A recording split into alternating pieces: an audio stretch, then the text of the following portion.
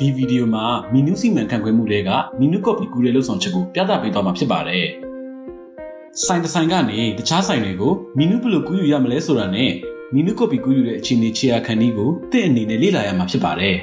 ။ကဲကြည့်လိုက်ရအောင်။မီနူးစီမံခန့်ခွဲမှုစာမျက်နှာမှာသင်အနေနဲ့ကော်ပီကူးယူလိုတဲ့မီနူးရှိသောဆိုင်ကိုရွေးပါ။ဆိုင်ခွဲများသို့ကူးယူမည်ကိုကလစ်နှိပ်ပါ။မီနူးများကူးယူလိုတဲ့သင်ဆိုင်ခွဲများကိုရွေးပါအောက်ပါတို့ကိုသတိပြုပါဆိုင်းငံ့ထားသောတောင်းဆိုမှုများကိုကူးယူလို့ရမှာမဟုတ်ပါသင်မှာအခြားဆိုင်များသို့ကူးယူရန်အပြောင်းအလဲများတွင်ဆိုင်းငံ့ထားသောတောင်းဆိုမှုပါဝင်ပါကအဆိုပါဆိုင်းငံ့ထားသောတောင်းဆိုမှုအတည်ပြုခံရရင်စောင့်ဆိုင်းပါသို့မဟုတ်တောင်းဆိုမှုအတည်ပြုပြီးမှမီနူးကူးယူမှုလုပ်ဆောင်ချက်ကိုအသုံးပြုပါဤဆိုင်များရှိမီနူးပစ္စည်းများအလုံးကိုအပြည့်အဝအစားထိုးမည်ဤဆိုင်များရှိကမ်းလှမ်းချက်များအလုံးကိုပယ်ဖျက်မည်ပြောင်းလဲမှုသည်အမြဲတမ်းဖြစ်ပြီးပြန်ပြေး၍မရနိုင်ပါ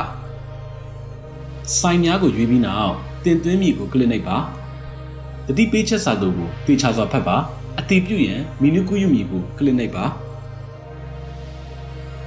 သင်အနေနဲ့မီနူးကူးယူမှုအခြေအနေကိုလွယ်ကူစွာခြေရာခံနိုင်ပါတယ်